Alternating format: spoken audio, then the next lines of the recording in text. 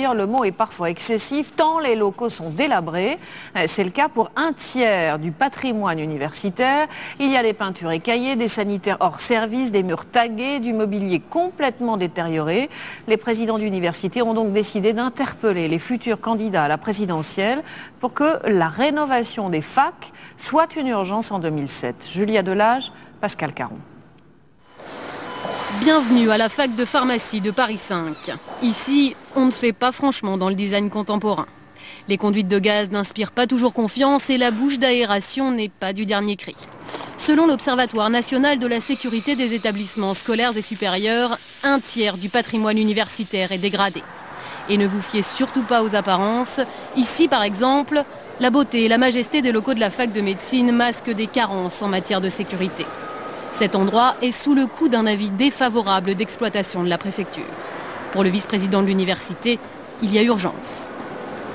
Bien sûr, on peut rendre de meilleures normes à un laboratoire, à une salle de travaux pratiques, mais sur des bâtiments qui doivent vraiment répondre aux normes en vigueur actuellement, là il faut une aide importante au démarrage. C'est pas une question de coup de peinture, c'est une vraie politique d'action. Ah non, c'est pas une question de coup de peinture. Là, le coup de peinture, non, c'est de l'entretien, c'est de la maintenance courante.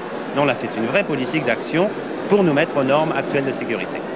Chaque année, la France dépense 6 700 € par étudiant contre 9 000 € dans les autres pays développés. Voilà pourquoi certains syndicats étudiants plaident pour une diversification des moyens. Ça veut dire pas se contenter du monopole d'un financement tout public, tout étatique, mais que les collectivités locales investissent dans les universités, que les entreprises soient incitées à le faire, notamment par des avantages fiscaux, et aussi qu'on arrive à voir comment on peut, notamment par des prêts, développer la participation des étudiants. En cette rentrée 2006, les universités françaises accueillent 1,5 million d'étudiants. Symbole de leur misère, Jussieu. Le site fait l'objet d'un désamiantage dont le chantier n'en finit plus. Invité du Trésor de France 2, Bernard Bosredon, président de l'université Sorbonne Nouvelle Paris 3. Bonjour et merci d'être avec nous. Dans votre université, la situation est-elle aussi grave que celle que décrivent certains de vos collègues ? Elle est grave intrinsèquement. Je veux dire, c'est une université qui a de gros problèmes d'abord qualitatifs et quantitatifs. En termes qualitatifs et quantitatifs. Qualitatifs, bon, effectivement, nous avons des problèmes de sécurité aussi. Et d'autre part, nous avons une concentration d'étudiants importante dans certains centres, le centre majeur qui est Censier.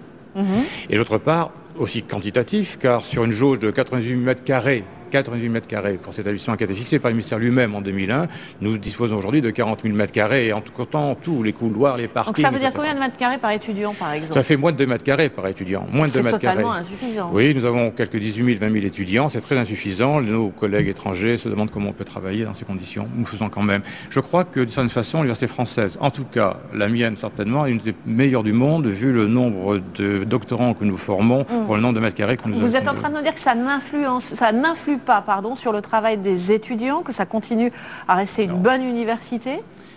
Effectivement, nous sommes une bonne université comme les universités, en tout cas que je connais, dans Paris, c'est évident, vu les publications, vu la reconnaissance que nous avons à l'extérieur, etc.